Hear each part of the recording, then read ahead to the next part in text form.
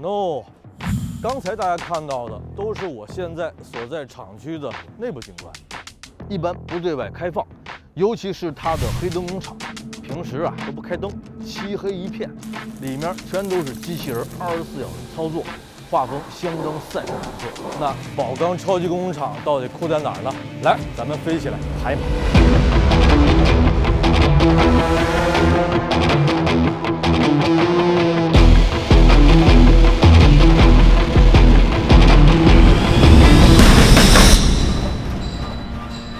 开钢厂啊，和开面包店差不多，得先进点原料，铁矿石。不同的是，它这原料堆场啊有点大。我要是说你们现在看视频的手机，还有很多衣食住行的方方面面都离不开这些，你们信吗？不信也没关系，我练给你们看。和铁矿石组成黄金 CP 的是焦炭，它们出双入对，进入高炉，在高温的加持下进行热烈的结合，生成液化的铁水。但也没那么完美，因为同时啊会产生很多的废水、废气和炉渣。换了是你们，是不是就扔了？那就骗命了。宝钢是懂生产周边的。 废水被加工成工业用盐，废气被变成化学用品，炉渣被制成建筑材料。咱就是说，环保这一块，宝钢是不是把握的还行啊？不然动物园里的小动物都不答应。哼！对了，刚才那些铁水啊还晾着呢，咱们趁热把它变成钢水。 先用鱼雷罐车接满，再无人驾驶的转炉倒进铁水，加好配料，提升温度，开动氧气喷嘴儿，开转搅拌，不用拉花就变成拿铁啊，不对，是钢水。这时的钢水外表炽热，内心柔软，像极了融化的巧克力。接下来想个什么口味？扎成什么尺寸呢？是厚纸型还是薄脆型就可以自己画。比如这种厚点的。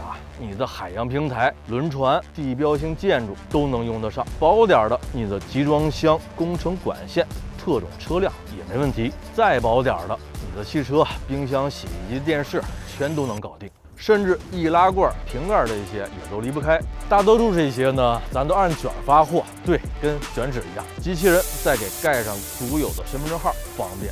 还可追溯，就是有点重，一卷要好几吨，纯靠人力啊不太灵，所以黑灯工厂它来了。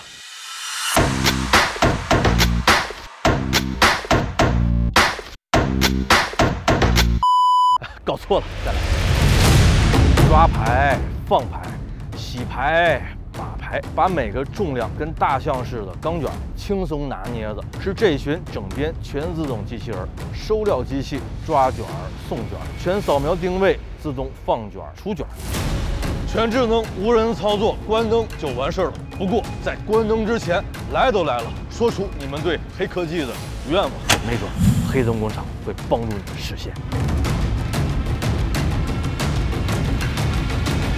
万事俱备，无人框架车把这些钢卷送到24小时全天候码头，等待他们的是运往全球各地。当然，海内外的朋友们，您啊得需要排队。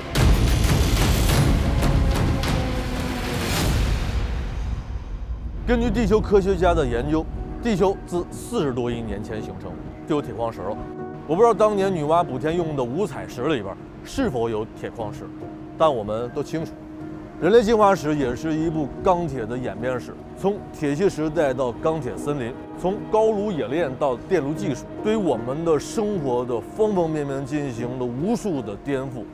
但就像硬币的两面，工业革命让我们日行千里，信息革命让我们万物互联，但同时也让我们的空气、土壤、水源变得不再那么清澈。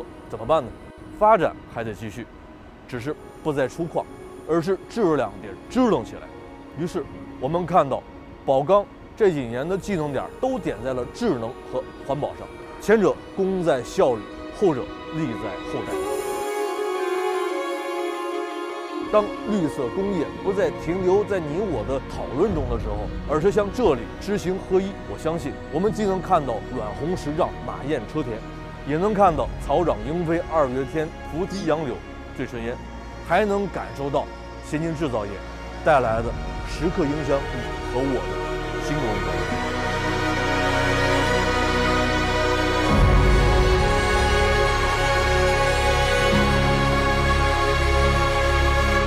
OK， 这就是本次探访智能工厂的第2趴内容。觉得还行，请点赞、关注、转发你身边的朋友。我是艾叔，黑泽工厂啊，就这么回事儿，但中国制造却不止这么回事儿。咱们下期见。